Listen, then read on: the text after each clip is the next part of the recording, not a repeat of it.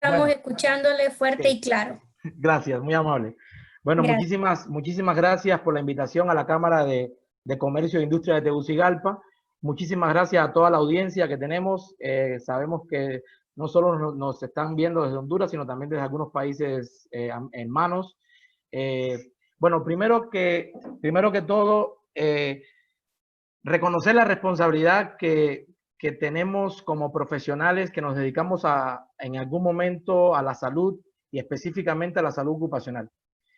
Momentos como estos, momentos de emergencia, en momentos de crisis, en este caso en el momento de la pandemia, nos damos cuenta de que por mucho que sepamos, por eso a mí a veces cuando alguien me comenta o me presenta como experto, me empiezo a yo mismo a cuestionar hasta qué punto somos expertos en algo cuando muchas veces nos falla esa experticidad en poder identificar antes de que ocurran las cosas y poder resolverlas. Entonces, yo siempre, una de las frases que más me gusta a mí mencionar es una frase de Einstein, ¿verdad? Que comentaba que todos somos ignorantes, solo que no todos ignoramos las mismas cosas. Entonces yo creo que este es un momento en el cual, a pesar de que estamos tristes, ansiosos, algunos deprimidos, algunos irritables, yo creo que es un momento en el cual también deberemos de tomar pausas, sentarnos con nosotros mismos y valorar un poco qué somos como personas, qué somos como individuos, qué somos como ciudadanos, qué somos como profesionales y poder en algún momento sacar mucho más aprendizaje del que posiblemente creemos que podamos sacar. Entonces, esta recomendación inicial. Y después, bueno, mencionarles que esto no es la primera vez que ocurre en la historia de la humanidad. De seguro que han visto por ahí en diferentes charlas, en diferentes presentaciones, en diferentes incluso memes, que durante la historia de la humanidad hemos tenido, o sea, todas las enfermedades han aparecido. Cuando una enfermedad no existe y aparece, porque aparece un agente que pueda producir algún tipo de trastorno a la salud en el ser humano, a esa enfermedad se le llama enfermedad emergente. Por tanto, la COVID, que es la enfermedad producida por un virus, por un agente que no existía en el ser humano y que, bueno, ya todos sabemos más o menos las teorías que hay del origen, que es un salto entre especies de murciélago hacia el humano, pues surge el agente causal, un virus, el SARS-CoV-2, y aparece la enfermedad. Y entonces es un reto en todos los sentidos, es un reto en todos los sentidos porque empieza a ser un reto desde la salud pública y cualquier reto de la salud pública termina siendo un reto a la economía, un reto a la sociedad, un reto a la cultura, o sea, un reto a todo. Y tenemos que saber cómo enfrentar esos retos. Tenemos que, en esto que le comentaba, de tener un poco de paciencia, un poco de calma, de sentarnos, de analizar, está el enfrentar los retos. Y tenemos que haber hecho determinadas tareas. Hay tareas que tenemos que haber tenido hechas, ¿verdad? Y son tener sistemas de gestión a nivel de las empresas, básicamente, aunque el tema es en general epidemiología y bioseguridad en general, pero lo enfocaremos mucho a la parte empresarial. Tenemos que haber hecho determinadas cosas. ¿Y qué teníamos que haber hecho? ¿Qué teníamos que tener hecho? Bueno, están las legislaciones y la normatividad en cada país. Y Honduras es un país que tiene una cierta normatividad, una cierta legislación que tiene que ver con el control, la gestión, la evaluación de los agentes de riesgos que pueden producir trastornos a la salud dentro de las empresas y en general en la sociedad. Tenemos algunos de estas normativas y esa legislación, pues ahí tenemos el Código del Trabajo, ¿verdad? Fundamentalmente el título quinto del Código del Trabajo que habla sobre la salud ocupacional. Tenemos el Reglamento General de Medidas Preventivas de Accidentes del Trabajo y Enfermedades Profesionales. Tenemos una ley de inspectoría nacional que es del año 2017 y que si leemos esta legislación nos damos cuenta de que había cosas que teníamos que tener hechas. Por ejemplo, en la legislación está claramente señalado que toda empresa en Honduras, menor de 10 personas, que tenga menos de 10 trabajadores, debería tener a una persona designada, que se le llama delegado de salud ocupacional, que se encargue de alguna manera en velar, en tener un cierto conocimiento sobre qué está pasando en temas de salud y seguridad ocupacional en la empresa, en este caso mediana, pequeña empresa. Y también dice la legislación que por encima de 10 trabajadores, las empresas por encima de 10 trabajadores deberían de tener conformada, incluso inscrita y juramentada en la Secretaría de Trabajo y Seguridad Social, una figura que yo creo que es vital en todo lo que tiene que ver con la seguridad y salud ocupacional, que se denomina la Comisión Mixta de Higiene y Seguridad. Y dentro del Reglamento General de Medidas Preventivas existe un montón, ¿verdad? Una serie de artículos que nos explican cuáles serían las funciones, cuáles serían los objetivos, cuáles serían las tareas y actividades de esta figura de la Comisión Mixta de Higiene y Seguridad en la empresa. En la legislación de Honduras hay, y yo creo que en la mayoría de las legislaciones de nuestros países, de nuestro continente, hay pocas cosas relacionadas con agentes biológicos. En algunas de las conferencias que he estado, de algunos de los temas que hemos impartido en esta semana, hemos estado llamando la atención de que existen diferentes factores de riesgos, ¿verdad? De una manera rápida hay factores de riesgo físicos, químicos, biológicos, hay medioambientales, hay factores de riesgo disergonómicos, mecánicos, psicosociales. Esta sería la división tradicional de los agentes de riesgo, o sea, de los agentes que nos pueden producir de alguna manera un daño a la salud durante el trabajo. Pero yo tengo también otra clasificación, que no es una clasificación que esté en ningún libro, pero a mí me gusta clasificar a los agentes en agentes visibles y no visibles. Y el ser humano está acostumbrado a que lo que percibe es mucho más fácil de entender que lo que no se percibe. Lo que se ve, lo que se olfatea, lo que se huele, lo que se gusta, lo que se toca, es mucho más fácil de entender que las cosas que no vemos, que las cosas que no podemos escuchar, que no podemos ver.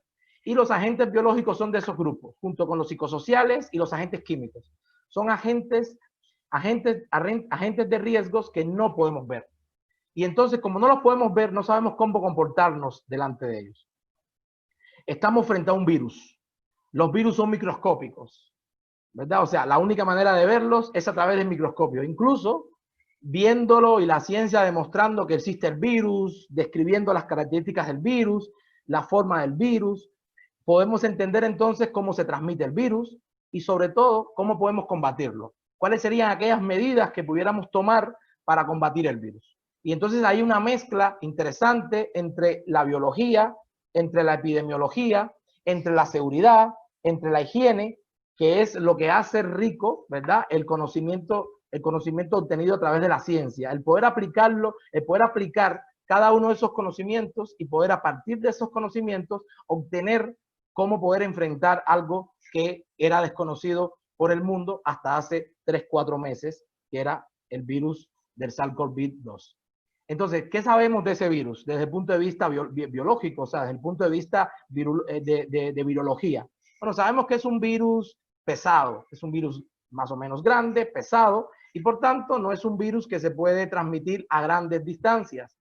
Entonces, hay virus pequeños que en un estornudo, en toser, incluso cuando uno habla, puede viajar en el aire mucha distancia. Hay virus que viajan 10, 12 metros de distancia, ¿verdad? Y hay virus que son virus más pequeños. Y hay virus como el SARS-CoV-2, que es un virus un poco más grande, y lo que hace es que el virus no pueda viajar tanto. Qué bueno que no pueda viajar tanto, porque así podemos poner una distancia, un distanciamiento, de lo cual se ha hablado hasta la saciedad del distanciamiento. Hay personas que aún no lo entienden, que tenemos que tener una distancia de seguridad de aproximadamente entre 1.5 y 2 metros. Y eso lo sabemos, esa medida la tomamos a partir del conocimiento del virus. También conocemos que el virus es un virus encapsulado. Los virus encapsulados tienen esa cápsula es una cápsula lipídica, o sea, es de grasa, y entonces sabemos que los agentes saponificantes, o sea, los jabones, pues la destruyen rápidamente. Y entonces tomamos una medida interesante que es lavarnos las manos. ¿Con qué? Con agua y jabón. El jabón de toda la vida. O sea, no tenemos que estar inventando, buscando supersustancias que posiblemente nos hagan más daño a la salud del que nos puede resolver. El agua y el jabón. Por eso, por ejemplo, muchos preguntan sobre algunas medidas sobre algunos equipos de protección personal como los guantes. Y los guantes son bastante controversiales, porque cuando uno tiene un par de guantes puestos, uno contamina los guantes. Enseguida que uno toca algo que está contaminado con el virus, contamina los guantes. Y no nos podemos lavar las manos con los guantes puestos. Entonces, si no tenemos guantes puestos, la frecuencia con que nos lavamos las manos o con los que nos aplicamos alcohol gel es mucho más corta la frecuencia y por tanto estamos más protegidos que teniendo un par de guantes que posiblemente estén contaminados y como creemos que tenemos los guantes y los guantes nos protegen, pues nos tocamos la cara, nos tocamos la boca, la nariz, los ojos con el guante. Incluso tocamos a compañeros. He visto yo personas tocando a otra persona con el guante y cuando le pregunto por qué toca a la persona, la puede contaminar, me dice, es que tengo guantes puestos. Como si el guante protegiera de la transmisión del virus. Entonces, un poco, ayer comentábamos también en alguna charla que dimos, el cómo comunicamos las cosas. El comunicar las cosas y el entender más o menos, tener más o menos claro de por qué se debe hacer cada una de las cosas que debemos hacer es vital para poder romper con uno de los conceptos epidemiológicos más importantes, que es la cadena de transmisibilidad del virus. ¿Verdad? El virus, bueno, es una bastante interesante, ¿verdad? El virus no es un agente vivo, importante, ¿verdad? El virus, ¿por qué? Porque para considerar que un agente biológico está vivo, necesita cumplirse una serie de, necesita el agente cumplir una serie de funciones que tiene por sí sola. Y el virus no se puede reproducir por sí solo, o sea, el virus necesita una célula humana para poder reproducirse. Entonces, conociendo estas cosas, podemos entonces entender un poco qué hacer contra el virus. Hay una serie de elementos, de conceptos que posiblemente no nos queden muy claros a la mayoría de las personas, ¿verdad? Y muchas veces me preguntan. Y hay una cosa interesante que se llama en epidemiología la historia natural de la enfermedad. Toda enfermedad, cualquier enfermedad, tiene diferentes periodos en los cuales la enfermedad se puede hacer algo contra la enfermedad. Ese algo es poder, lo más importante, prevenirla. Y entonces, todos hemos escuchado en estos días, ¿verdad? Posiblemente el concepto de prevención. Y la prevención se puede dividir en diferentes tipos de prevención. La prevención más importante de todas es la prevención primaria. ¿Qué significa prevención primaria? Prevención primaria significa que yo conozco una cosa que también denominamos, que en epidemiología se denomina la triada ecológica. La triada ecológica son los elementos necesarios para que pueda haber una cadena de transmisibilidad. Esa triada está compuesta por 3 elementos básicos. Uno, el agente. El agente es el virus. No lo teníamos no lo teníamos en septiembre, octubre y noviembre del año pasado y ya lo tenemos. Está ahí y se va a quedar ahí porque el virus es parte ya del mundo. O sea, el virus no aparece, o sea, no se transmite del murciélago al humano, hace un poco de daño y se vuelve a meter en el murciélago. O sea, el virus no lo vamos a erradicar. Ahí está. Ojalá que pudiéramos erradicar los virus. Ya hubiésemos erradicado posiblemente el virus del VIH y también hubiésemos erradicado el virus del dengue, que también nos produce muchísimos problemas y que lo tenemos ahorita conviviendo, ¿verdad? Con este SARS-CoV-2. No olvidarnos de que hay otras cosas, que lo que siempre ha estado sigue estando y que esto es algo nuevo y que no podemos descuidar el resto de las cosas que estamos haciendo, porque si descuidamos el resto de las cosas, pues tendremos no solo un problema, que es el problema de la COVID-19, sino tendremos un montón de problemas. Entonces, tenemos el agente. ¿Qué más hace falta para que se cumpla esa triada ecológica? Bueno, el ambiente. Tiene que haber un ambiente propicio donde ese virus pueda vivir entre comillas, ¿verdad? Donde pueda estar el virus hasta que encuentre un hospedero, que es el tercer elemento de esa triada ecológica, y ese hospedero es el humano, es el ser humano. ¿Qué es ser humano? Cualquiera. O sea, cualquier persona se puede contagiar y puede enfermarse con el virus. Cualquier persona. Pero ¿qué también ha descubierto la ciencia a través de la investigación clínica en los países donde ha ocurrido primeramente toda la evolución de la pandemia, todas las fases de la pandemia? ¿Qué se ha descubierto? Que no todos los humanos nos enfermamos de manera igualitaria. O sea, los humanos tenemos una serie de características que nos hacen más o menos susceptibles a los agentes. Y entonces no nos enfermamos todos de todo, ni nos enfermamos todos igual. Y una de las cosas interesantes que ha traído consigo las investigaciones clínicas es que del 100% de las personas que se enferman, un 80% aproximadamente de esas personas, pues tiene formas leves o moderadas de la enfermedad. Y puede ser que alguien de nosotros que hemos estado confinados, que hemos estado en la casa, hemos sentido posiblemente, nos hemos sentido mal, hemos tenido fiebre, hemos tenido algún tipo de malestar y hemos dicho, no, esto es una gripe, o sea, porque ¿por qué me va a dar COVID-19 si estoy dentro? Bueno, pero antes de entrar, antes de ponerme en cuarentena, posiblemente me haya expuesto, o en estas saliditas que damos de vez en cuando porque nos sentimos muy agobiados y nos dan ahí un día para poder salir, pues hemos salido y posiblemente no hemos podido, o no hemos querido, o no hemos sabido poder, querer, saber cuántos verbos se nos vienen a la cabeza, no hemos podido, querido o sabido evitar el contagio, evitar infectarnos. Y entonces estamos enfermos. Y posiblemente algunos de nosotros, pues hayamos pasado la enfermedad. Es importante que cada uno de nosotros, aunque pensemos que no, sospechemos siempre que en esta fase en que está Honduras en este momento, la última fase de la epidemia, ¿verdad? Todos somos sospechosos, todos podemos estar enfermos en este momento. Algunos de manera asintomática y otros con síntomas muy leves.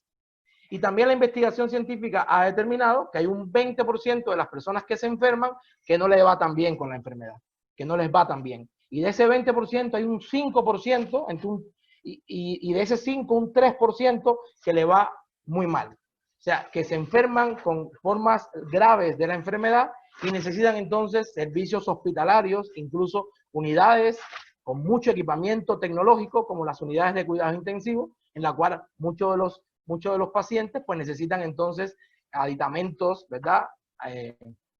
Mecánicos, como ventilación mecánica y los famosos llevados y traídos, hablados y deshablados, ventiladores. Entonces, conocer toda esta perspectiva nos da una idea de por qué tenemos que hacer caso a lo que nos dicen, que por qué tenemos que obedecer ciertas medidas con las cuales posiblemente no estemos de acuerdo.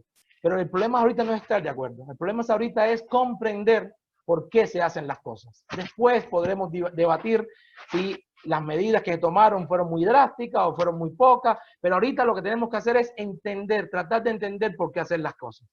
Y una de las cosas es, y también se ha dicho muchísimas veces, que posiblemente todos los seres humanos sobre la faz de la Tierra nos enfermemos en algún momento de SARS-CoV-2. ¿Por qué? Porque tiene una alta capacidad de infectar. O sea, tiene una alta capacidad de producir infección en el ser humano. Tiene unos numeritos, ¿verdad? Que también los hemos oído por ahí, R0, RT, ¿verdad? Hemos oído todas estas cosas, ¿verdad? Esos numeritos están por encima de 1. Y cuando están por encima de 1 significa que una persona que está enferma puede contagiar, puede infectar a muchas personas, a más de una persona. Y entonces, conociendo sus numeritos, podemos entender más o menos cómo va a evolucionar. Las famosas curvas, que también somos a veces demasiado metidos a rollos con las curvas. Explícame esta curva y por qué la curva va así y cuándo la curva va a tener tal fase. Qué interesante cómo los problemas, cómo las crisis generan un proceso que a mí me interesa bastante, sobre todo estudiar desde el punto de vista neurofisiológico y del comportamiento, que yo le llamo la democratización del conocimiento. Es poder sacar el conocimiento de la estricta academia, de lo que debatimos continuamente, posiblemente los médicos, los epidemiólogos, que discuten los salubristas, en ambientes muy cerrados, y salir esos conceptos que son básicos para uno entender por qué vive, por qué está sano, por qué está enfermo, cómo puede prevenir determinado elemento, esos conceptos se democraticen, se hagan populares. Y no es que las personas tienen que ser todos expertos en estos conceptos, pero sí conocerlos y manejarlos y poder hacer un poco más de caso a los profesionales de la salud, que muchas veces tenemos un lenguaje un poco científico y no podemos o no sabemos muchas veces llegar a explicarle y a convencer a las personas de por qué hacer las cosas que tenemos que hacer. Entonces, desde el punto de vista epidemiológico, tenemos esa complejidad. ¿Qué pasa desde el punto de vista de bioseguridad? ¿Qué pasa desde el punto de vista de bioseguridad? Bueno, la palabra bioseguridad, una palabra compleja que viene de seguridad y biológico. O sea, la seguridad biológica, pues es la bioseguridad. Y hay lugares de trabajo, en los cuales, y hay centros de trabajo, hay empresas en las cuales la bioseguridad es un elemento vital de todos los días, de todos los días. O sea, la bioseguridad, pensemos entonces en un quirófano, ¿verdad? Un quirófano en un hospital, pensemos en una sala de partos, ¿verdad? Pensemos en la industria químico-farmacéutica, en un lugar donde se esté produciendo fármacos. Pensemos en la industria alimenticia, ¿verdad? Donde se producen alimentos, donde se manipulan alimentos.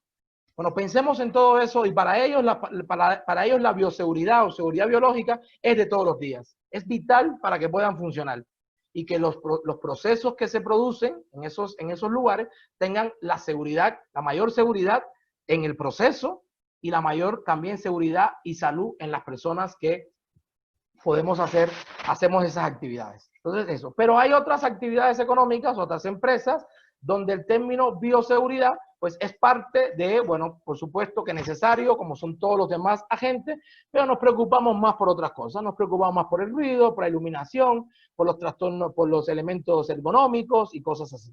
Y entonces en este momento pues tenemos que aprender un poco a la fuerza de entonces cómo también hacer seguridad biológica para poder protegernos. Cada una de las personas que estamos ahí y en algunas actividades económicas, en algunas empresas, proteger a los que dependen de nosotros, que son los clientes, ¿verdad?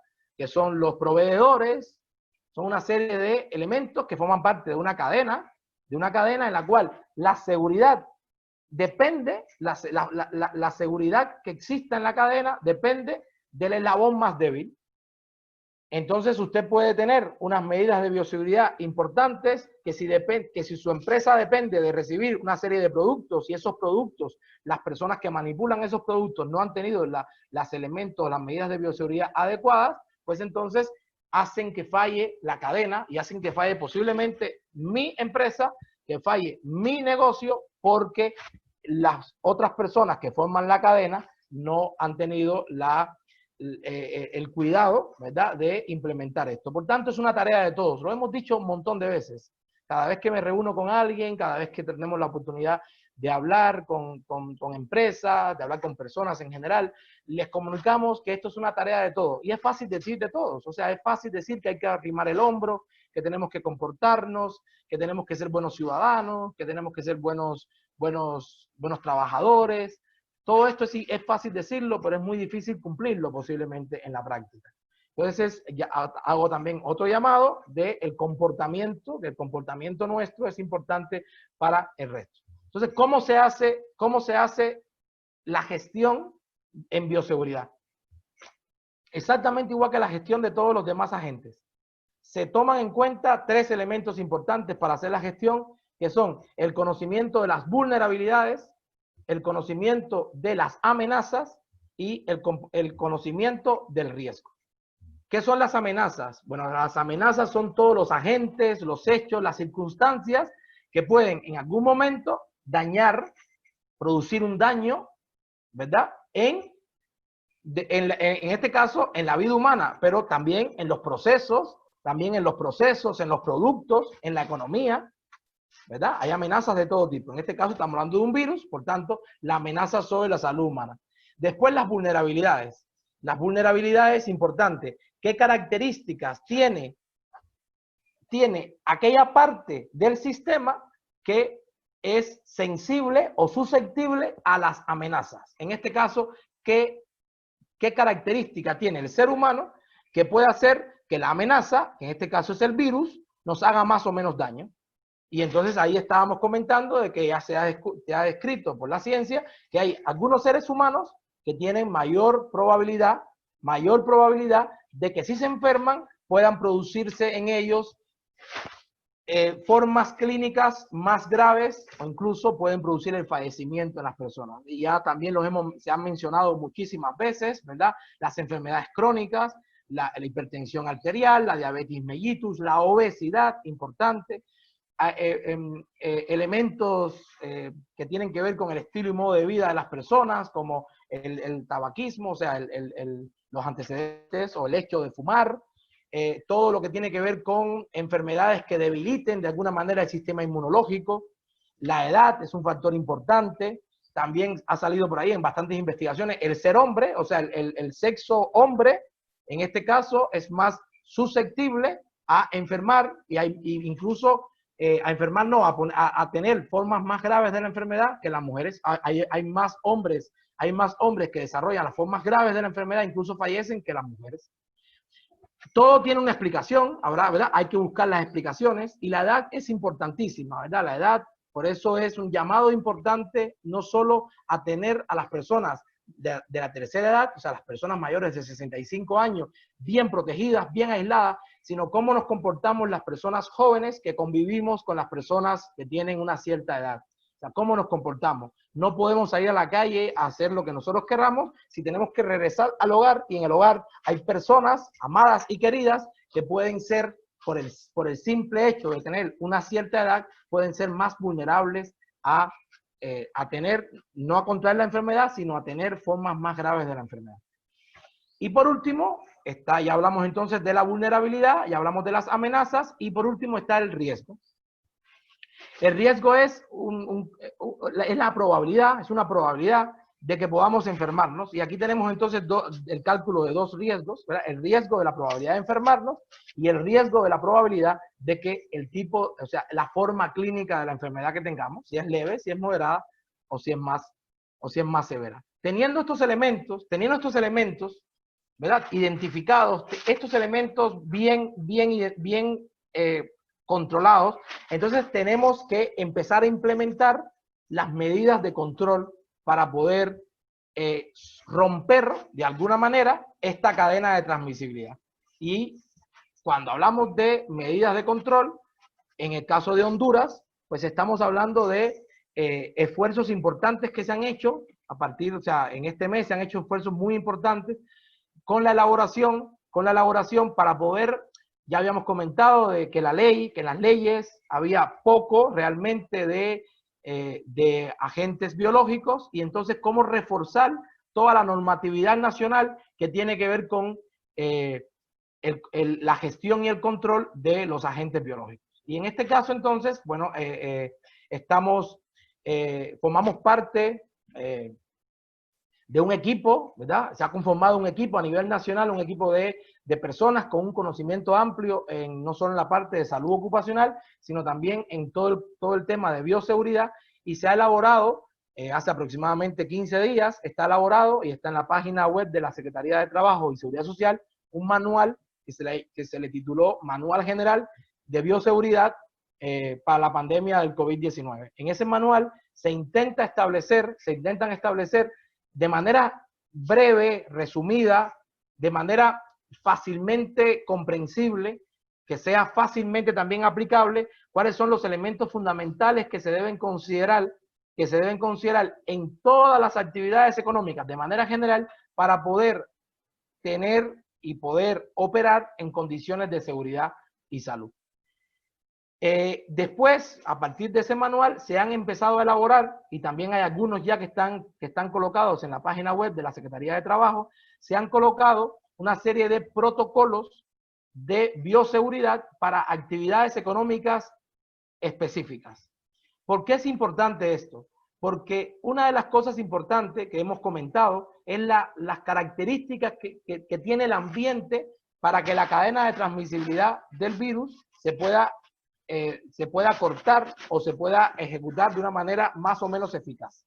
Y entonces hay actividades económicas que de por sí las personas siempre han estado, ¿verdad? Han trabajado a mucha distancia unos de otros, pero hay actividades económicas donde la distancia entre las personas pues posiblemente sea mucho menos estricta, de mantener ciertas distancias, y las personas están mucho más cercanas, a menos de 1 metro, entre una y otra. Entonces, las medidas que se tendrán que tomar, que se tendrá que considerar en cada centro de trabajo, dependerán del tipo de actividad económica, el tipo de tarea, el tipo de actividad que se realice en la empresa, y el número de personas que estén laborando en un momento determinado en un espacio geográfico determinado. Y ahí empiezan, o sea, para cada una actividad económica se intentan establecer diferentes escenarios. Estos escenarios tienen que ver con desde que el trabajador sale de su casa para dirigirse al trabajo, hasta que el trabajador sale de la empresa y regresa a su casa en condiciones, toda esta trayectoria en condiciones de seguridad y salud. O sea, cómo tenemos que comportarnos desde que salimos hasta que llegamos. Y en el manual y en los protocolos intentamos ser lo más claros posible, lo más precisos posible, para que sea fácilmente aplicable y que podamos en algún momento determinado poder sentirnos y estar seguros, ¿no? Este también es otra disyuntiva aquí en el lenguaje. El lenguaje a veces nos traiciona, y una cosa es sentirnos seguros y otra cosa es estar seguros. ¿Hasta qué punto yo puedo sentirme seguro y no estarlo? ¿Y hasta qué punto yo puedo estar seguro y no sentirme tan seguro? Es importante determinar estas cosas, y yo creo que a partir de todo esto, ¿verdad?, de todo este conocimiento, establecer procesos de formación importantes. Por eso es que en estos esfuerzos nacionales que hace la Cámara de Comercio e Industria de Tegucigalpa, comentaron al principio que también nos acompaña, ¿verdad?, el Instituto Nacional de Formación Profesional, porque se está ya llevando a cabo a nivel nacional un proceso de capacitación para que las empresas, los trabajadores, estén adecuadamente formados en cómo poder ejecutar y en cómo poder llevar a cabo todas las medidas, para que no solo nos sintamos seguros, sino también para que estas medidas tengan la eficacia necesaria y estar seguros.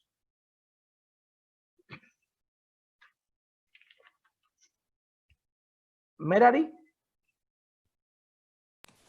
Bien.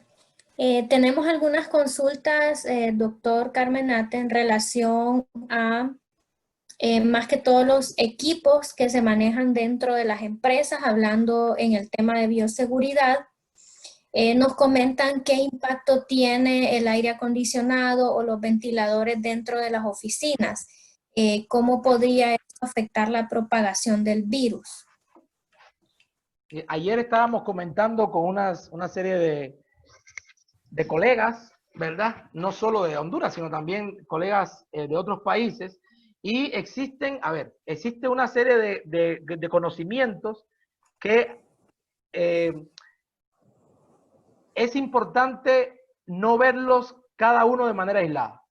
El primer conocimiento que aparece en todo lo que tiene que ver con el ambiente es la posibilidad de que el virus se mantenga de una manera, o sea, se mantenga con la capacidad de poder infectar en las superficies.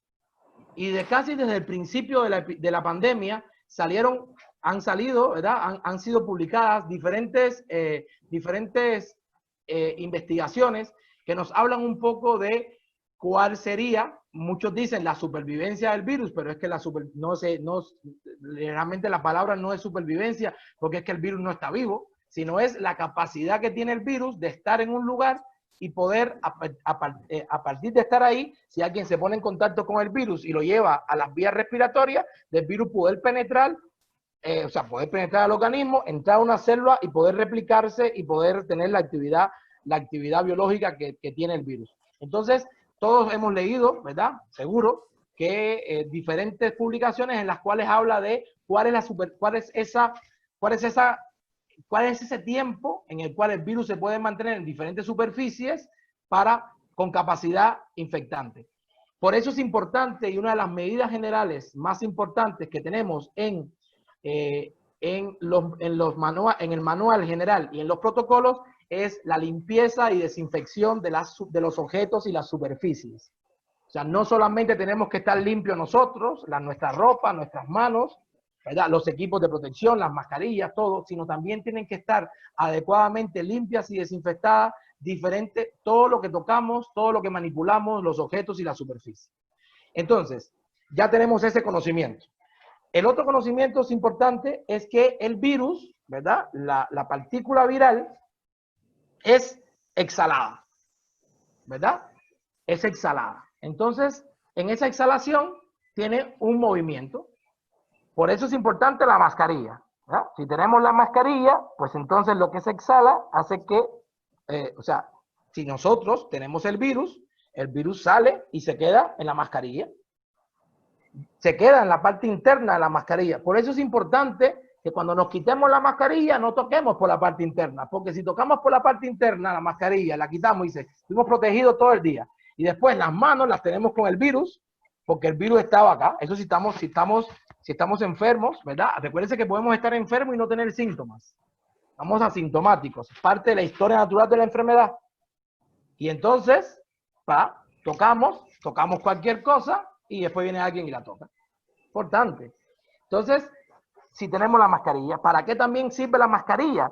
Para si el virus está en el ambiente, estamos conversando con alguien, no cumplimos el 1 metro, el metro y medio o los 2 metros, estamos conversando con alguien y esa persona está enferma, con síntomas o sin síntomas, pues el virus viene y se queda aquí, se queda en la parte externa. ¿Ya? Entonces no la puedo tocar. La forma de quitarse la mascarilla, pues tenemos que intentar saber todos estos conocimientos para eso. Entonces, ya tenemos un segundo conocimiento. O sea, tenemos el conocimiento de que el virus puede estar en la superficie, puede estar en los objetos y que también puede estar en los equipos de protección, puede estar en la mascarilla. Entonces, está en el aire, puede estar en el aire también el virus.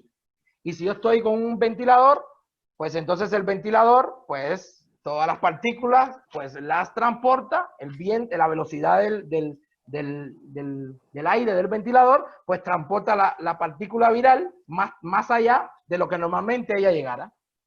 ¿Qué pasa con los aire acondicionados? Pues pasa lo mismo. Y otro elemento fundamental que también fue tema de debate, mucho tema de debate, es la temperatura. O sea, ¿qué tanto incide la temperatura del aire, la temperatura ambiente, qué tanto incide en que el virus pueda mantenerse en las superficies, en los objetos, incluso en el aire, pueda mantenerse con capacidad infectante durante cuánto tiempo? Y se empezó a decir al principio que como nosotros estábamos en ambientes muy calurosos, pues que el virus no iba a vivir. Bueno, hay que ver la situación que tiene ahorita, que tiene el norte del país, ¿verdad? Donde hay muchísimos casos, ¿verdad? Y con unas temperaturas bastante elevadas. Entonces lo de la temperatura, pues no nos queda muy claro. Y las temperaturas ambientes, está claro que las temperaturas ambientes, mientras más bajas son las temperaturas ambientes, más posiblemente pudiera el cuerpo humano tener una predisposición, la temperatura humana, a que el virus pudiera penetrar. Por eso es que hay enfermedades, ya todos conocemos que hay enfermedades estacionarias y en determinadas estaciones del año hay enfermedades, hay agentes que se transmiten muy fácilmente y entonces hay lo que se dice cada año, o sea, endemias de la enfermedad y a veces tenemos epidemias de las enfermedades en determinadas etapas del año porque está claro que la temperatura ambiente, la humedad del aire y las características al final, las características que tienen que ver con humedad y temperatura están definitivamente relacionadas con el poder que tiene el virus de transmitirse de persona a persona e incluso de mantenerse en determinados lugares. Por eso, la recomendación más general es que en aquellos lugares, en aquellos ambientes donde se puede prescindir de aire acondicionado, de ventiladores, pues se puede prescindir de ellos, pues se prescinda. Hay lugares en que nos dicen, pero si nosotros es un lugar que se diseñó directamente para tener siempre aire acondicionado, pues muchas veces hay oficinas en las cuales han sido trasladadas del lugar y la persona está entonces en un lugar mucho más abierto. En una de las recomendaciones que nosotros hacemos, por ejemplo, en los manuales y en los protocolos, está el transporte, en el transporte. O sea, estamos recomendando que en los transportes no se use la ventilación del transporte, o sea, el aire acondicionado, sino que se utilice la ventilación natural del transporte. O sea, que se dejen las ventanas, las ventanillas abiertas para que el ambiente de los automóviles, en este caso, o de los buses, ¿verdad? Pues sea lo más natural posible. Bien, la otra consulta, doctor, es en relación a si es correcto cuando utilizamos los guantes, estar lavándonos las manos con los guantes y utilizando gel sobre los guantes. Bueno, el gel, a ver, el agua y el jabón para lavarse las manos y el gel están diseñados para las manos. ¿Ya? El guante es uno de los equipos de protección personal que más discusión puede generar en todo. Bueno, todos han generado discusión porque el ser humano en sí es un ser que necesita convencerse a sí mismo de las cosas y convencer al resto. Yo creo que siempre cualquier tipo de discusión es interesante, oír a los que están de acuerdo, a los que no están de acuerdo. Pero yo creo que la indicación de los guantes debería ser solamente para aquellas actividades que normalmente han utilizado guantes. O sea, aquellas actividades que tradicionalmente, por las características de la actividad, necesitan utilizar guantes, deberían de utilizar guantes no por el SARS-CoV-2 ni por la COVID-19, sino por la propia naturaleza de la actividad que realizan. Da igual, o sea, no puede darle un cirujano a operar en un quirófano sin guantes. Y los manipuladores de alimentos, pues también usan guantes. Pero si la actividad que usted normalmente realiza no necesita guantes, pues no hay la necesidad de ponerse guantes. En el caso de aquellas actividades que tradicionalmente necesitan guantes y que utilizan guantes, pues esas personas están absolutamente entendidas. Ellas tienen el conocimiento necesario para saber cómo utilizar el guante. Cómo saber, ¿verdad?, en qué momento se ponen los guantes, cómo manipulan, o sea, qué manipulan con los guantes y en qué momento incluso quitarse el guante. Yo específicamente, o sea, mi recomendación personal es que los guantes no sean considerados, ¿verdad?, de una manera como un equipo de protección personal o un medio de protección personal añadido para poder protegernos del COVID-19. O sea, yo en algún momento fui a un lugar, al principio de que se puso la medida de que se podían ir, de que podían, ¿verdad?, habían dos números de la identidad para salir cada día y todas esas cosas.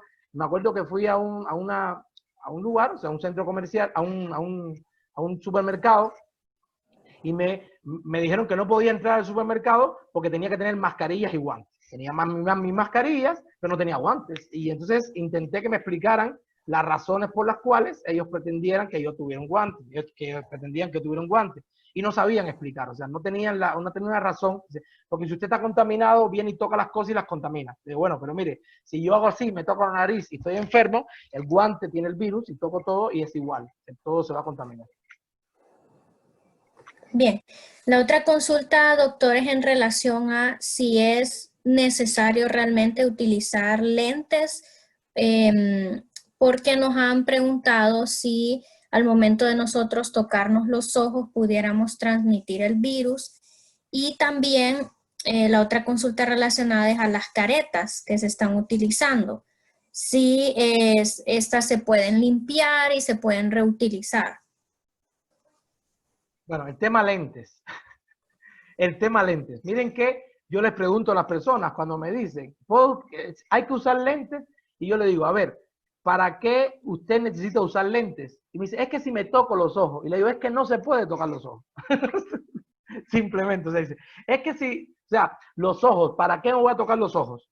Si usted necesita tocarse los ojos porque tiene un plurito, una picazón importante en el ojo o le cayó algo en el ojo, lo más importante que usted tiene que hacer es, antes de tocarse el ojo, ir y lavarse las manos. Lavarse las manos con agua y jabón o utilizar gel, o sea, alcohol en gel, que por ahí dicen gel alcohólico y me suena a mí como que el gel tomó mucho alcohol. Bueno, utilizar alcohol en gel y inmediatamente después de eso, ya usted tiene las manos sin la presencia del virus, posiblemente, y entonces se puede tocar los ojos. Pero los ojos no se pueden tocar si usted presume que las manos están contaminadas.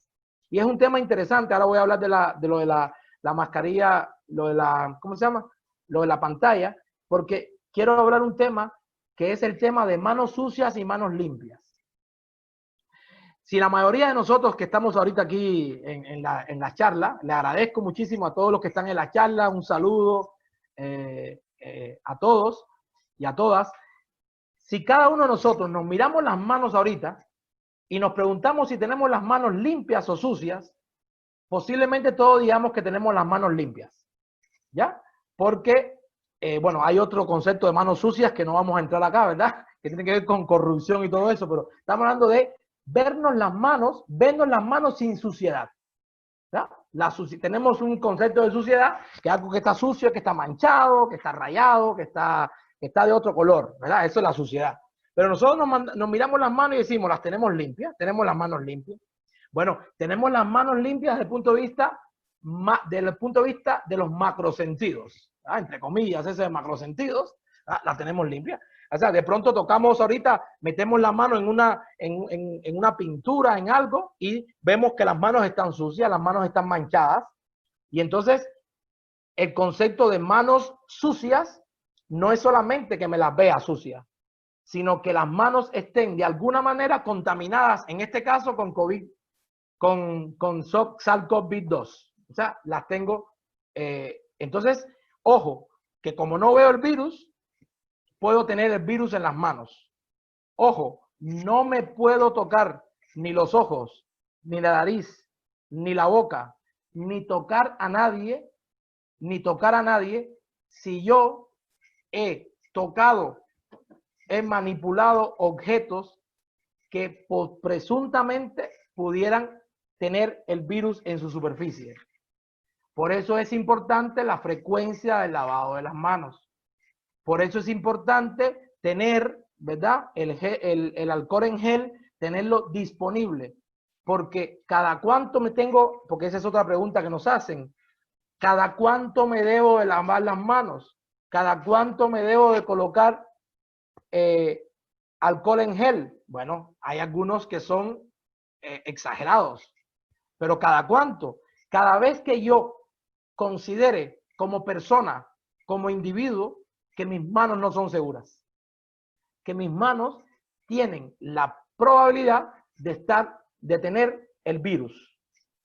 ¿De qué depende eso? De lo que esté haciendo, de la frecuencia con que lo esté haciendo. O sea, depende de muchísimas cosas. Depende de lo que estoy manipulando, ha sido manipulado por otras personas. De lo que esté manipulando, ha sido posiblemente una persona se haya puesto a conversar delante de eso. Por ejemplo, esta computadora. Yo estoy hablando ahorita aquí, no tengo ningún equipo de protección. No tengo la mascarilla ahorita. Yo no sé si estoy enfermo. Yo puedo estar asintomático en este momento.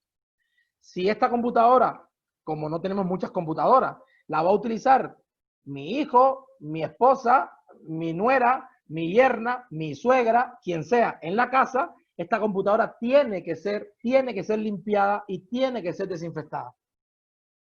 Porque la utilizó alguien y ese alguien puede estar enfermo con la COVID-19, aunque no tenga síntomas. ¿Y cuántas veces hemos dicho? Aunque no tenga síntomas.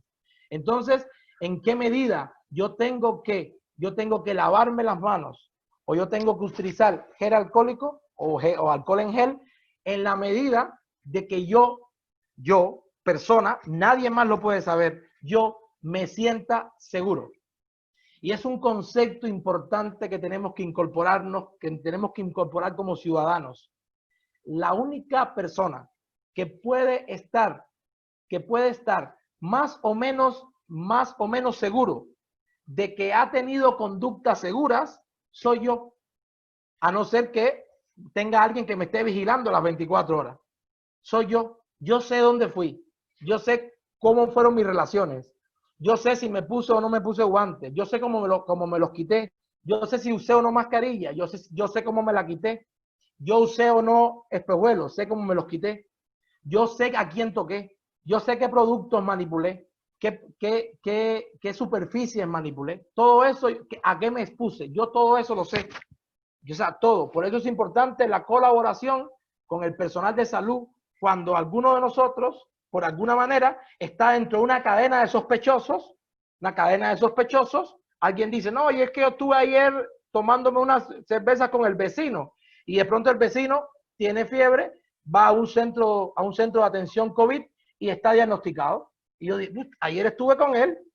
O sea, yo sé cuánta relación, en cuánta cercanía, cómo fue mi interrelación con él. Y por tanto, yo puedo saber si soy un posible contacto sospechoso o no. Soy yo. Y esa información, cuando me la piden, porque ahorita se están haciendo investigaciones al respecto, esa investigación la tenemos que hacer. Y yo estoy convencido, y yo sé que hay empresas que la están haciendo ya, están haciendo, intentando hacer, ¿verdad?, cadenas de contacto para saber cómo han sido las relaciones entre los trabajadores. Y es importante que la persona brinde toda la información y no nos sintamos aludidos con que nos están de alguna manera invadiendo nuestra privacidad. Nuestra privacidad ahorita, de nuestra privacidad y de las cosas que hagamos en público o en privado, depende la salud no solo de nosotros, sino también de nuestra familia, de nuestros compañeros de trabajo, del país, o sea, de las personas del país en general. En cuanto a las caretas protectoras, estas. Bueno, estas tienen una, a ver, como todo en la vida, nada es perfecto, pero cuando nosotros hablamos, por ejemplo, de las medidas de control que se pueden tomar ante un determinado agente, están siempre de manera tradicional, hablamos de las medidas que se toman sobre la fuente, las medidas que se toman sobre el medio y las medidas que se toman sobre la persona, ¿verdad? La persona que está expuesta a la gente. Los llamados equipos de protección personal, son las últimas medidas que tradicionalmente se deben de tomar ante la presencia de un agente de riesgo en cualquier ambiente, en este caso los ambientes de trabajo, ¿verdad? Son las últimas. Las primeras medidas que se deben de tomar son sobre la gente. ¿Qué pasa sobre la gente? Bueno, el agente es un agente viral y el agente puede ser, ¿verdad?, transmitido a través de diferentes elementos, y esos elementos entonces debemos de tratar de aislar la fuente con ese aislamiento. Por eso cuando alguien me pregunta, por ejemplo, si la mascarilla de protección personal, la mascarilla es un equipo de protección personal, me resulta interesante, ¿verdad?, el poder intentar pensar que la mascarilla en este momento puede ser un equipo de protección personal, como siempre lo ha sido la mascarilla, pero también se convierte en un equipo de protección colectiva. ¿Ya? Un equipo de protección colectiva, importante. O sea, son elementos que nos hacen reflexionar sobre todo. ¿Qué pasa con estas caretas? ¿Verdad? Son igual que las que usan los soldadores, por ejemplo, ¿verdad? Los soldadores. Práguata. Estas se pueden limpiar, sí se pueden limpiar. ¿Con qué se pueden limpiar y desinfectar? Con las mismas sustancias que recomendamos en el manual. Yo en estas charlas me preguntan específicamente, muchas veces me preguntan con qué sustancias, y yo, para que se lean el manual, le digo, ahí están en el manual, y ahí están en los protocolos específicos para las diferentes actividades económicas. No las voy a decir yo acá. ¿Para qué? Para que lean el manual. O sea, es ahí y se lo lean. Hay una serie de sustancias que son fáciles de hacer. Lo más elemental, agua y jabón. Agua y jabón. Las sustancias saponificantes son excelentes para eliminar todo lo que tiene que ver con elementos que tienen con lípidos, con grasas. Y ya dijimos que el virus es muy sensible a los elementos saponificantes. ¿Por qué? Porque tiene una cubierta lipídica, una cápsula lipídica. Bien, vamos a pasar con el tema de las mascarillas que son reutilizables o las que son lavables. Si es recomendable, bueno, muchas personas no tienen los recursos para poder estar comprando la mascarilla adecuada. Entonces nos consultan si es probable utilizar mascarillas de tela. Sabemos que hay, por ejemplo, incertidumbre en las instituciones educativas al momento de que los alumnos se incorporen a las clases, si podría ser viable que todos los niños utilicen mascarillas de tela y que sean lavables, y cada cuánto se pueden lavar si es posible. Sí, bueno, le agradezco a todos los que hacen preguntas, ¿verdad? Yo sé que a veces estos espacios no son lo suficientemente amplios como para poder profundizar en todas las respuestas, pero lo intentaré, bueno, darle una respuesta. ¿Qué pasa con las mascarillas? A ver, las mascarillas, hay dos grupos de personas que tienen que utilizar las mascarillas adecuadas. Esos dos grupos de personas son las personas enfermas y las personas que tienen en los procesos de gestión de riesgo, en lo que también está en el manual, cómo hacer la caracterización o la clasificación de las diferentes actividades que realizan las personas atendiendo a la probabilidad del riesgo, en alto, medio y bajo. Todas las personas que están catalogadas en actividades que tienen alto riesgo, el personal más característico del alto riesgo es el personal de salud, pero yo incluiría, por ejemplo, en esta personal de alto riesgo, las personas de seguridad, las personas que están en la puerta de un banco o en la puerta de un supermercado tomando la temperatura, que están identificando si usted tiene el número correcto de la identidad para poder entrar. Esas personas están altamente expuestas a muchísimas personas en el día y son de alto riesgo. Estas personas deberían de utilizar mascarillas aprobadas por los entes que aprueban las mascarillas a nivel mundial, ¿verdad? Mascarillas o respiradores, o sea, mascarillas que tengan unas características adecuadas para poder proteger a la persona del contagio o la infección del virus. Y después está el resto de las personas. O sea, las personas supuestamente sanas. Las personas que no tenemos o no tienen el virus. Y como usted lo menciona, y seguro que todo el mundo lo conoce, la disponibilidad de mascarillas, tiene ahorita dos grandes problemas de mascarillas de estas que estamos comentando que tengan las características adecuadas. Dos problemas. Una, la producción mundial de mascarillas está bastante mermada porque hay mucha demanda. Segunda, hay muchísimas empresas que están produciendo mascarillas bajo y diciendo que tienen las normas de seguridad adecuadas y no las tienen. Y tercero es el precio. Tres elementos importantes. O sea, el acceso a las mascarillas. Dos, el acceso a mascarillas adecuadas, a mascarillas que cumplan las normas de seguridad. Y tres, el precio. Cosas importantes. Por tanto, la gran mayoría de las personas no tendrán acceso a las mascarillas absolutamente seguras. Y ya hay, o sea, incluso la CDC, los Centros de Control de Enfermedades de los Estados Unidos, ya aprobó el poder utilizar mascarillas. Incluso hay un manual en la cual se pueden elaborar las propias mascarillas. ¿Qué pasa con estas mascarillas? Estas mascarillas tienen algunos elementos importantes que hay que valorar. Uno es el material con que se hace. Y hay personas que usan la mascarilla y le ponen entonces una servilleta y le ponen por fuera una bolsa de nylon, ¿verdad? Por ahí. Y al final terminan con una cantidad de cosas que posiblemente a la hora de quitársela, ¿verdad?, puedan contaminarse porque son demasiadas superficies entre la superficie, o sea, la salida de los orificios nasales y la boca y la mascarilla. Entonces se lo ponen delante de la mascarilla como pre-mascarilla o detrás de la mascarilla como post-mascarilla. Y ahí se arma un sistema ahí muy difícil de controlar y muy difícil de que alguna de esas superficies en algún momento no se contaminen. ¿Qué pasa con lavarla? Lo que pasa es que los materiales, cuando se limpian, cuando se lavan, pierden algunas de sus propiedades, pierden algunas de sus características.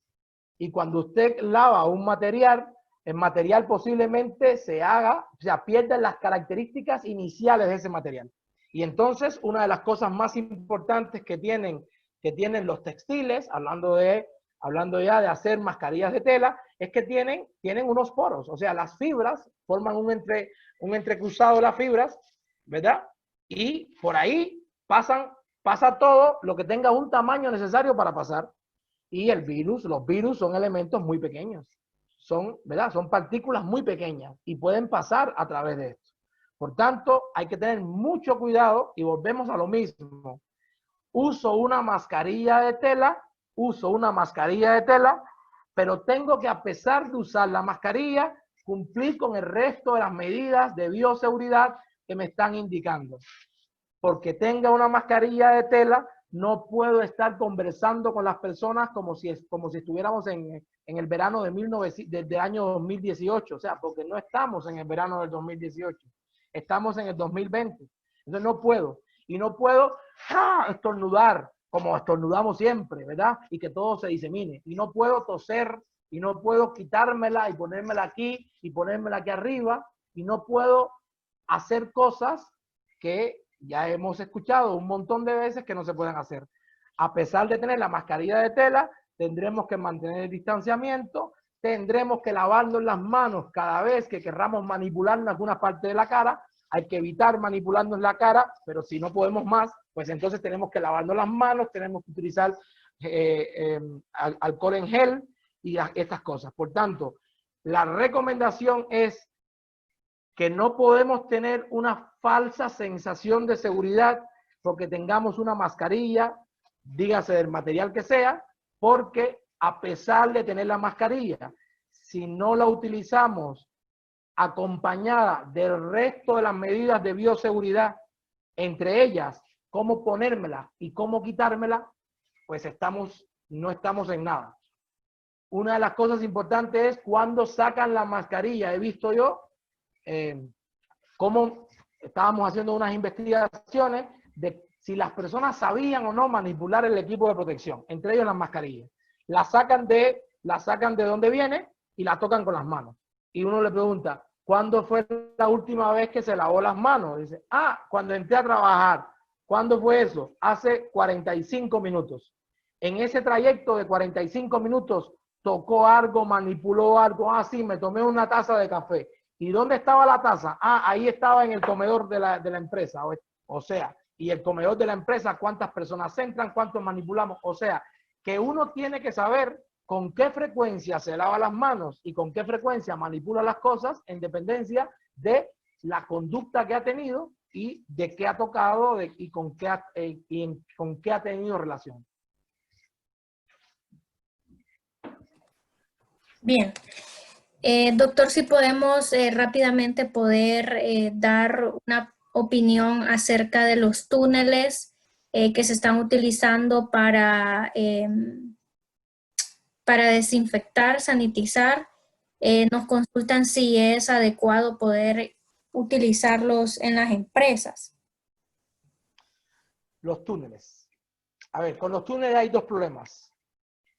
El principal problema es qué utilizamos en el túnel.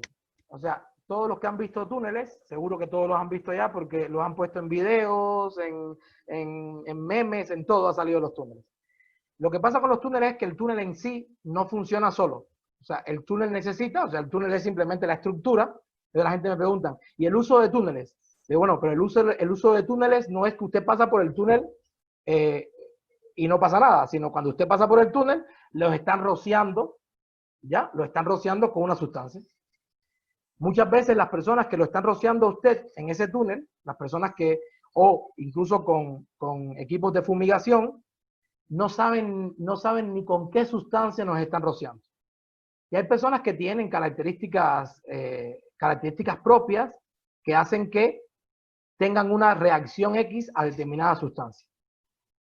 En Honduras existe un centro nacional de toxicología, de asesoría e información toxicológica, que es de la Universidad Nacional Autónoma de Honduras, y este centro forma parte de una red centroamericana que se llama la Red de Centros de asesoría e información toxicológica, y hace aproximadamente 15 días, estos centros, están en todos los países centroamericanos, estos centros, igual que el programa SALTA, Salud, Trabajo y Ambiente en América Central, decidimos hacer una comunicación, hay una comunicación en la cual está incluida Honduras, con nuestra posición o la posición de todos estos centros, de los profesionales que trabajan en estos centros, que son la mayoría profesionales académicos y universitarios, con la posición de los profesionales en relación a el uso de los túneles.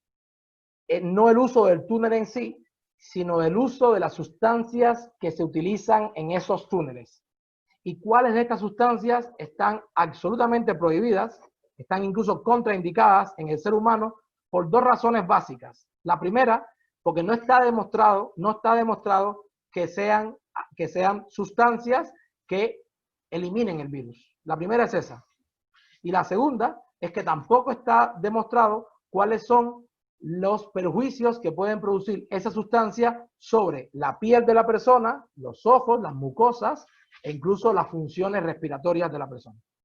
Entonces, yo les puedo mandar a ustedes también esta declaración donde está todas las sustancias, y no es el túnel en sí, y no es el rociador en sí, sino con qué sustancia se utiliza para rociar a las personas y qué sustancia se utiliza para bañar a las personas, porque algunos de esos túneles lo que hacen es bañarlo a uno. Entonces, incluso en cuánto tiempo la persona se le seca, y esa sustancia se le seca encima a la persona, de la piel, incluso encima de la ropa. Y se empezaron a utilizar en San Pedro Sula, y en algún chat en los cuales estoy, empezaron a decir que al cabo de 2 o 3 días de que los automóviles pasaban por dentro de esos túneles, los automóviles perdían la pintura. Imagínense si le podemos hacer esto a un material como el material de un automóvil, ¿qué no le podemos hacer a la piel del ser humano? Entonces yo les voy a mandar a ustedes para que lo puedan poner ahí público en sus páginas y lo puedan, todo el mundo lo pueda leer. Esa declaración también lo hizo la directora de la OPS-OMS en Honduras, también le comunicó a la secretaria de Estado en los despachos de salud la posición de la OPS-OMS de esos túneles, específicamente de las sustancias que se usan en esos túneles. Y en esa declaración está la relación de sustancias que no tienen absolutamente ninguna prueba científica, no hay validez científica ninguna de que se puedan utilizar con este fin. Y está toda la referencia biográfica de estas sustancias. Bien. Para cerrar la parte de bioseguridad y poder hacer las consultas relacionadas a precisamente síntomas y ese tipo de temática, la última consulta es si nos puede recordar, doctor, cuáles son los 3 componentes de la gestión de bioseguridad y cuál, de manera rápida y resumida, cuál sería el equipo más adecuado de manera general y que todo el mundo debería de utilizar. Bueno, en la gestión de bioseguridad, igual que cualquier gestión de cualquier agente, lo más importante es determinar la amenaza, las características de la amenaza, las características del virus, o sea, qué tan contagioso es el virus, cuánta transmisibilidad tiene el virus, cómo eliminar el virus, toda la parte de la gente. La segunda es el asunto de determinar cuáles son las vulnerabilidades, o sea, cuáles son las personas que están expuestas y cuáles son más o menos vulnerables a 2 cosas fundamentalmente, a vulnerables a enfermarse, que son todos, y también más vulnerables a tener unas formas más graves de la enfermedad. Y la tercera es la determinación o el cálculo de riesgos. Para la determinación o el cálculo de riesgos, pues en dependencia de cuánto es, hay que valorar la exposición de la persona, la duración de la exposición, la frecuencia de la exposición, y esto se hace y se valora cada una de las actividades, cada una de las ocupaciones, se valora en alto, medio y bajo riesgo. Sobre los equipos de protección personal, recordar básicamente 2 cosas. Una, que no bastan por sí solo. No bastan por sí solo. Hay que tomar el resto de las medidas. Hay que tomar las medidas que tienen que ver con el distanciamiento, hay que tomar las medidas que tienen que ver con la dinámica respiratoria, saber toser, saber estornudar, ¿verdad? Utilizar siempre el ángulo interno del codo. ¿Ah? A todas esas medidas le hemos llamado etiqueta respiratoria, el lavado de las manos, la frecuencia, también considerar la limpieza y desinfección frecuente también de las superficies y los objetos. O sea, todas estas medidas tienen que ir aparejadas a el uso de los equipos de protección personal. La toma de temperatura cuando uno entra y cuando se va de las empresas, por ejemplo. El entender cada persona que un síntoma, una sensación que uno tenga, que para mí no es normal porque normalmente no la tenga, es más que suficiente, es una señal más que suficiente para informar de manera adecuada por los canales que deben haber en cada una de las empresas, en cada uno de los centros de trabajo, comunicar inmediatamente sin tener ningún tipo de miedo, sin tener ningún tipo de temor, porque tenemos temor a veces a que nos identifiquen como el enfermo, como el primero, como el que enfermó al resto. Hay que despojarse de todos esos miedos y asumir la responsabilidad de que nadie es culpable de enfermarse, de que nos podemos enfermar como nos enfermamos de cualquier cosa en la vida, ¿verdad? Y que tenemos que ser entonces sí responsables de que tenemos que en cada momento informar a quien corresponda de que no nos sentimos bien, de que no estamos bien y que se tendrán que tomar las medidas necesarias para que podamos mantener lo más seguro posible el ambiente donde trabajamos. De manera general, es muy difícil identificar cuáles son los equipos de protección personal específicos para cada actividad. Si quisiéramos hablar de manera general, pudiéramos hablar de las mascarillas en sus diferentes tipos, desde las más hechizas, como son las de tela, en dependencia del tipo de tela, hasta las más complejas, que son los respiratorios, los respiradores, ¿verdad? O sea, las mascarillas N95, las KN95, en dependencia de haber valorado el riesgo real que tengo como persona en un determinado ambiente, pues entonces se tendrá que determinar cuáles son aquellas mascarillas que utilicemos. El resto, la protección ocular, la protección de las manos, depende de la actividad que estemos realizando. Muchas gracias, doctor, por su respuesta. Ahora vamos a pasar a las consultas que son específicamente orientadas a la parte de los síntomas de la enfermedad. Se ha hablado de manera general que la aparición de los síntomas está entre el día 1 y el día 14, pero nos consultan cuánto tiempo duran los síntomas en sí de la enfermedad. ¿En qué momento puedo ya identificar yo que probablemente estoy contagiado? Bien, a ver, volvemos a lo mismo. Ya habíamos hablado del término de historia natural de la enfermedad. El virus no cae en cualquier, o sea, el virus está específicamente enfermándome a mí, a Lino, pero enferma a Pedro, enferma a María, enferma a Álvaro, ¿verdad? Y depende muchísimo de cuál es básicamente mi estado de salud en el momento actual. En el momento, eso pasa con todas las enfermedades, con todos los agentes biológicos, ¿verdad?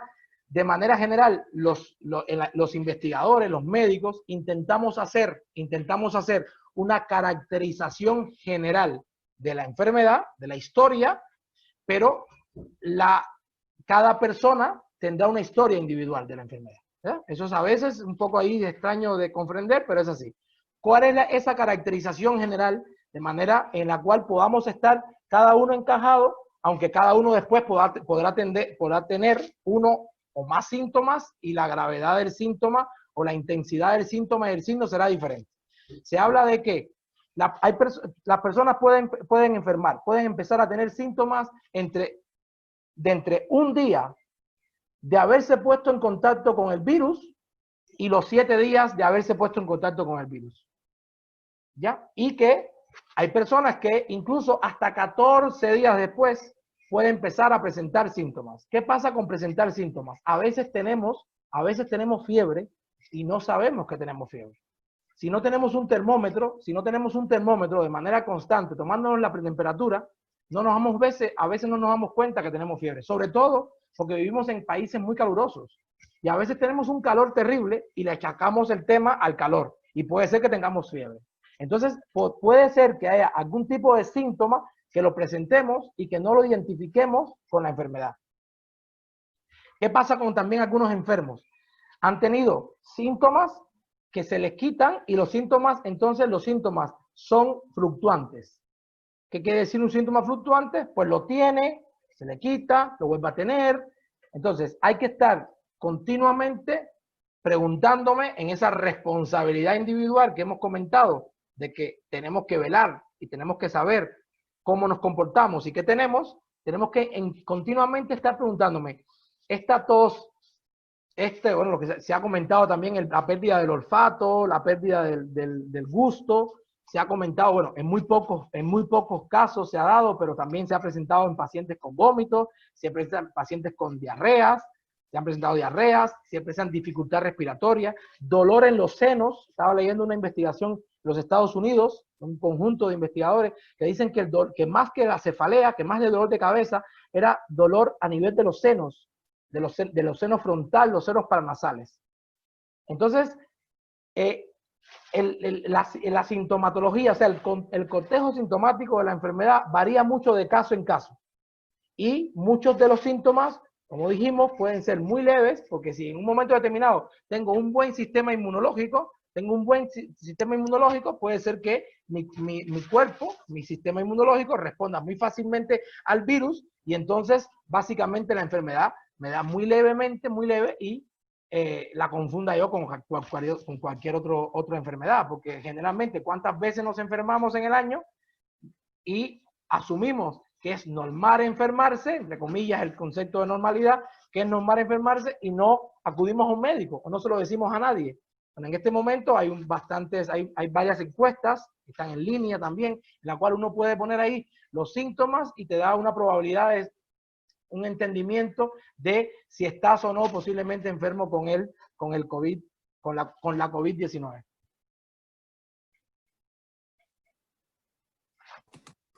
Sí, y es que muchas personas que padecen de rinitis probablemente confundan ciertos síntomas y como dice usted, a veces son intermitentes. Por ejemplo, hoy puedo sentir mucho malestar, pero puede ser por la rinitis. Algunas personas tienen rinitis alérgica que causa algún tipo de tos. Entonces, sí hay mucha preocupación e incertidumbre en cuanto a las medidas que deban de tomar las personas, más que todo que tienen, por ejemplo, que son riníticas.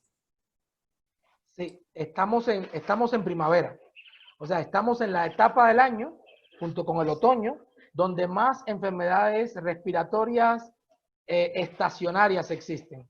Y entonces, cuando la persona que normalmente es rinítica, una persona, por ejemplo, que padezca de sinusitis, estas personas lo que tienen que valorar básicamente es qué tan diferente tienen los síntomas en este momento con los síntomas que normalmente presentan.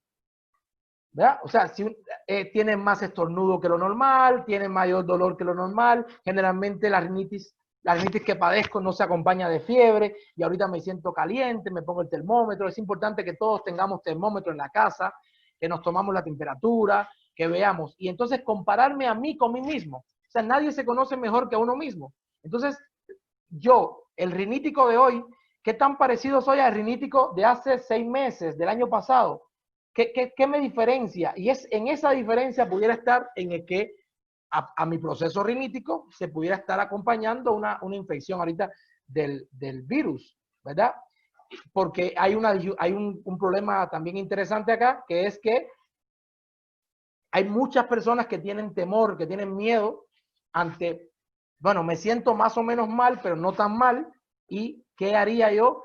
Me da miedo salir e ir a un lugar donde atienden personas con la enfermedad y posiblemente no la tenga y ahí me enfermo. Varias personas hemos estado conversando con varios sobre los temores de las personas, y uno de los temores fundamentales es acudir al sistema de salud, porque en el sistema de salud me puedo enfermar.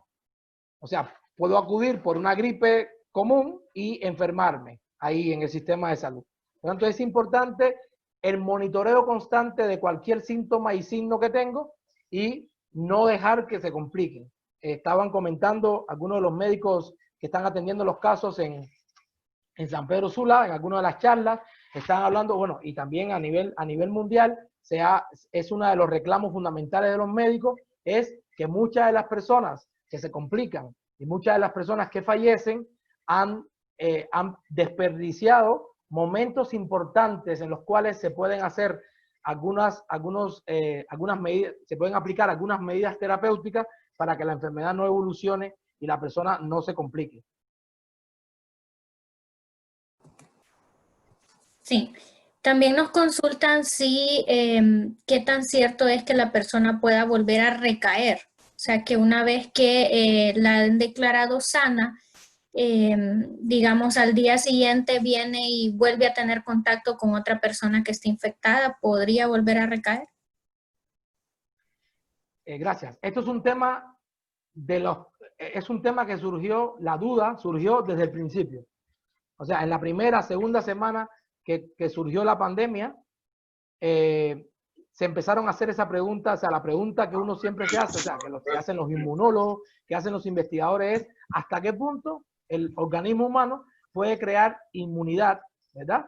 Ante la presencia del virus. Inmunidad quiere decir que, de alguna manera, aunque me vuelva a exponer al virus, el organismo ya tiene una memoria que hace que no me pueda volver a enfermar del virus. Esto casi, la mayoría de los virus crea inmunidad, incluso muchos de ellos inmunidad de por vida.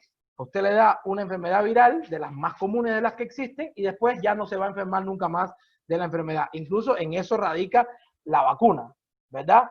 Que usted se enferme con un virus y el propio organismo crea anticuerpos, y esos anticuerpos hacen que le creen inmunidad, ¿verdad? Esa inmunidad es una inmunidad natural, se llama inmunidad adquirida, y perfecto. Pero entonces la vacuna es lo que hace eso. O sea, la vacuna produce anticuerpos, ¿verdad? Usted se pone la vacuna y el cuerpo es como si usted se hubiese enfermado, entre comillas, ¿verdad? Sin tener los síntomas y los signos, la vacuna lo que hace es eso, lo protege. Entonces, una pregunta inicial desde siempre fue, ¿hasta qué punto el ser humano puede crear inmunidad contra este virus? Las primeras investigaciones arrojaron que entre un 14 y un 15% de las personas se podían volver a enfermar. O sea, que la mayoría de las personas, o sea, el 85% de las personas creaba esa inmunidad.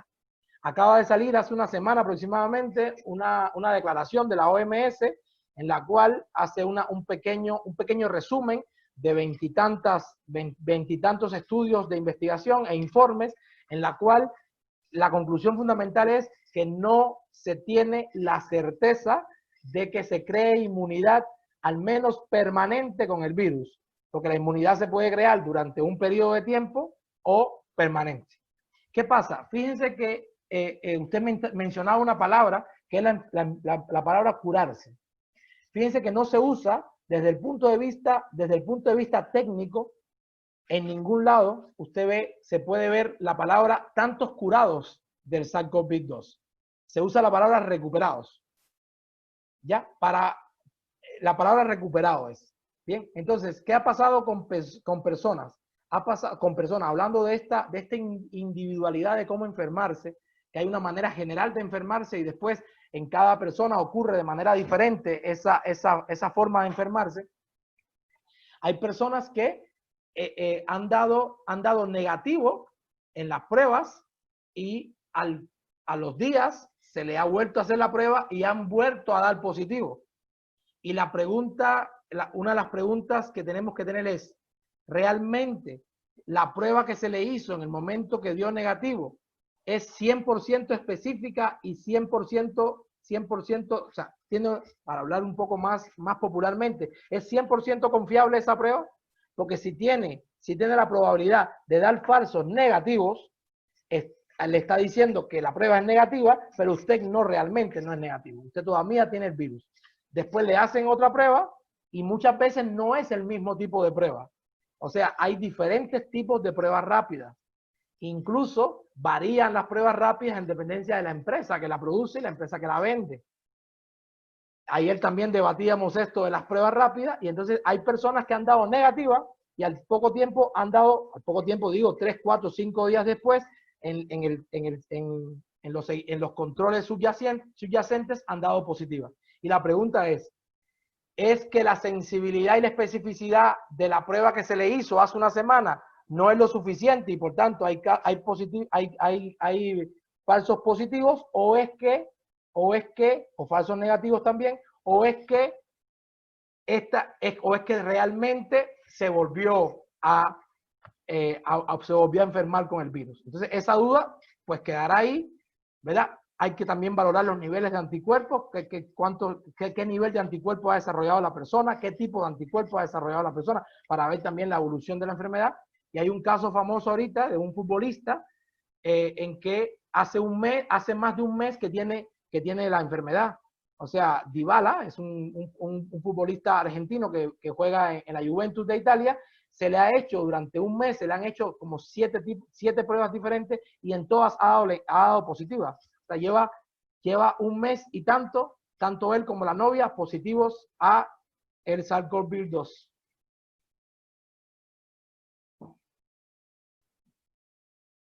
Bien. Muchísimas gracias, doctor. Ya estamos llegando al final de este seminario, de este tiempo que hemos tenido para poder despejar algunas consultas. Solamente le pediría al doctor contestarnos un par de preguntas más. Una de ellas es en relación a si recomienda a las empresas, porque tenemos una audiencia bastante grande de las empresas afiliadas a la Cámara de Comercio y nos consultan si usted recomienda a las empresas que puedan hacer uso de esas pruebas rápidas y si pudieran establecer como dentro de su empresa un mini laboratorio para estar haciendo constantemente a sus colaboradores o tendrían que recurrir a una ayuda externa. Bien, voy a hablar de mi opinión personal. ¿No? Mi opinión personal como profesional de la salud ocupacional es que debemos de colaborar en todo lo que podamos. Y yo recomiendo a todas las empresas que tengan los recursos para poder realizar las pruebas a sus trabajadores, hacerlo. Mi opinión personal. Hay países, de eso comentábamos ayer, hay países en los cuales no se permite hacer. Hay países en los cuales la realización de pruebas es solamente realizada desde el gobierno, desde las instituciones gubernamentales, están concentradas. Claro, esos gobiernos intentan garantizar de que las pruebas sean entonces fácilmente, o sea, que la persona pueda acceder fácilmente a hacerse la prueba. Y hay otros países en los cuales no se ha controlado la realización de pruebas. De hecho, conozco el caso de varias empresas en Honduras con las cuales hemos estado en contacto que me han consultado esta misma pregunta que me hace usted, que seguro que la hizo alguien de la audiencia, y incluso me han consultado el tipo de prueba que comprar, cuándo hacerla, a quién aplicarle la prueba, y conozco empresas que ya están realizando pruebas. ¿Por qué? Porque la empresa, sobre todo empresas grandes, las empresas se convierten como un país. O sea, imagínense que una empresa sea un país y quiera proteger a sus trabajadores son su población, su gente, sus personas, y las quiera proteger. Entonces, ¿qué tiene que hacer? Las mismas medidas que toma un país. ¿Qué medidas toma un país? Bueno, cierra sus fronteras, cierra el acceso de alguna manera, controla el acceso hacia adentro y hacia afuera de la empresa, y una de las cosas que tiene que hacer un país es hacer test, es hacer pruebas y tener un control de incluso personas que seguro que están trabajando, que ya se enfermaron, que ya tuvieron la enfermedad. Y a través de estas pruebas, podemos tener ya el nivel de anticuerpos que tienen y conocer retrospectivamente que estuvieron enfermas. Y usted después le hace, le hace una entrevista, pero mire, recuerde bien si usted en algún momento presentó esto. Ah, sí, creo que hace 20 días que me dio dolor de cabeza, que tenía un poco de fiebre, pero pensé que no sé qué. Y hay casos, o sea, diagnosticados post, de acuerdo al test, diagnosticados post, ya pasaron la enfermedad, y que yo recomiendo que si pueden realizar pruebas, que las hagan. Bien. Y las últimas consultas es, doctor, ¿qué tan factible es lo que están utilizando ahora en algunos comercios como la banca o supermercados, que al momento de ingresar a uno le toman la temperatura, si es confiable el termómetro que utilizan y si es seguro o es recomendable utilizar, por ejemplo, ponen como unas bandejitas con agua clorada para que uno pueda poner ahí su calzado, si es una buena práctica o realmente no ayuda mucho. Bueno, dos cosas. La primera, el termómetro. Eso fue también una de las principales preocupaciones que tuvimos desde el principio. De hecho, en el manual general de bioseguridad y en los protocolos individuales, colocamos un anexo en el cual se explica o se describe rápidamente, que tampoco es nada complicado, la técnica de la toma de temperatura. Primero, había empresas, había lugares donde tomaban la temperatura con termómetros ambientales.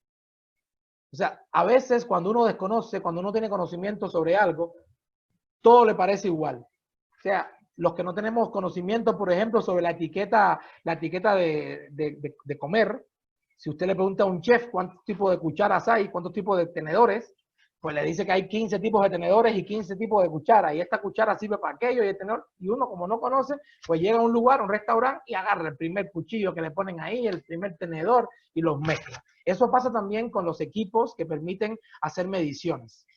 Los termómetros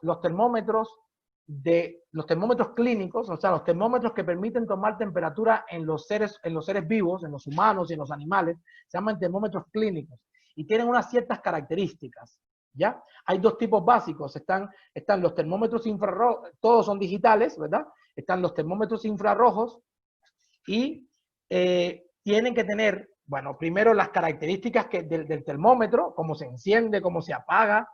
Hay algunos que se calibran y la distancia que tiene que tener el termómetro o el sensor del termómetro de la persona. Incluso a veces la persona está sudada y es difícil la temperatura que toma cuando hay sudor en la frente a cuando no hay sudor en la frente. Y también hay que tener cuidado cuando se compra el termómetro sobre qué lugar del cuerpo se toma la temperatura. Generalmente se puede tomar sobre la frente, sobre la piel, o también en el conducto auditivo externo. Hay unos termómetros específicos para el conducto auditivo externo. ¿Ya? Entonces, y hay termómetros de cinta. Los termómetros de cinta no se recomiendan porque tienen contacto a la persona con quien me está tomando la temperatura. Entonces, no se recomienda el termómetro de cinta.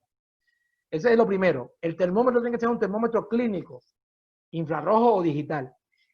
No se pueden utilizar termómetros ambientales, porque los termómetros ambientales varía, o sea, la toma que tienen los termómetros ambientales varía con las características medioambientales, no solo la temperatura, sino también la velocidad del aire y la humedad del aire. Entonces, hay lugares donde vienen y te dicen, tienes 34 grados, estás bien. Yo digo, pero ¿cómo 34 grados? O sea, no puede haber nadie, no hay un ser humano que pueda tener 34 grados, o sea, porque está muerto. La temperatura mínima que una persona puede tener son 36 grados, ¿verdad? O sea, y estaría ya en una situación complicada. Entonces, la temperatura de 30, todo termómetro que diga que usted tiene menos de 36.5 grados, hay que dudar de la calidad del termómetro. El termómetro también, bueno, el termómetro no funciona con viento, o sea, funciona con baterías, entonces la batería también se puede gastar. Hay que tener una serie de características que hay que controlar para saber que me está tomando adecuadamente la temperatura. Entonces tiene que ser un termómetro clínico, un termómetro que no se caiga, hay termómetros que se caen al piso y después está roto el sensor, la temperatura no la toma adecuadamente. O sea, todas estas cosas hay que considerarlas. Lo otro es sobre los pediluvios. O sea, la palabra se ha puesto de moda, la palabra pediluvio. Pediluvio es simplemente un aditamento en el cual uno puede colocar sus pies, solamente los zapatos, para que quede limpia o quede desinfectada la superficie inferior de los zapatos, que le llamamos suelas. Entonces, tienen utilidad, o sea, realmente tienen utilidad en el sentido de que nosotros podemos estar en lugares contaminados. Por ejemplo, todas las personas que han estado en ambientes en los cuales la probabilidad de que hayan habido enfermos es importante. En Italia, por ejemplo, los médicos hicieron un llamado de atención de que el personal de salud tenía que dejar los zapatos en el hospital o no podía entrar con los zapatos a sus casas, todas esas cosas. Entonces, los pediluvios es una medida que yo creo que no es una medida muy costosa y que se pudiera hacer. Hay que tener cuidado con que usted no meta el pie en los pediluvios y se le inunde los zapatos de agua, ¿verdad?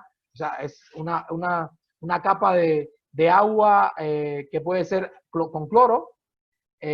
Ahí está en el manual y en los protocolos está cómo se debe disolver el cloro.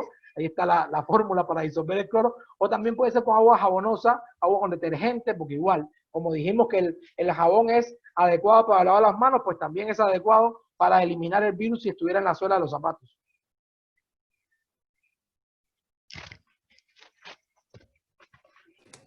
Bien. Muchísimas gracias, doctor, por su participación. Ya Yo quisiera, ¿sí? Yo quisiera decir 5 cosas más rápidamente, porque sé que hay muchas empresas que nos están escuchando. Yo, bueno, soy médico de profesión, pero me he dedicado toda la vida, o bueno, casi toda mi vida, me he dedicado a la parte de salud ocupacional. Le tengo un cariño muy entrañable a las empresas, sobre todo a las empresas que se preocupan por la salud y seguridad de su gente, de sus trabajadores. Estamos aprovechando la oportunidad de que también estamos celebrando, el martes celebramos el Día Mundial de la Seguridad y la Salud en el Trabajo. Estamos intentando reanudar la normalidad de nuestra vida, ¿verdad? Nunca va a ser normal, y yo quiero hablar básicamente del papel que creo yo que deben de tener las empresas en la recuperación de la crisis, en esto de reincorporarnos. Yo creo que lo primero es que las empresas, como nunca en la vida, deberían de intentar, igual que los gobiernos, deberían de intentar la colaboración más estrecha posible, y eso que muchas veces hemos oído hablar de la alianza público-privada, de que a veces somos desconfiados con lo público, a veces somos desconfiados con lo privado. O sea, un poco eliminar las desconfianzas que tenemos, poner un poco de ética, un poco de responsabilidad realmente. Yo creo que las alianzas que se puedan hacer ahorita entre las empresas y los gobiernos, no solo los gobiernos a nivel nacional, sino también los gobiernos a nivel local, las alcaldías, son importantes y vitales para el desarrollo y la recuperación de la vida, esta vida que tenemos ahí un poco confinada. Segundo, las empresas, yo creo que las empresas más que nunca también son parte tienen que tener un liderazgo importantísimo a nivel de los países, un liderazgo y una responsabilidad. Y eso que también hemos oído hablar un montón de veces de la responsabilidad social empresarial y todas estas cosas, pues ahorita tienen que estar más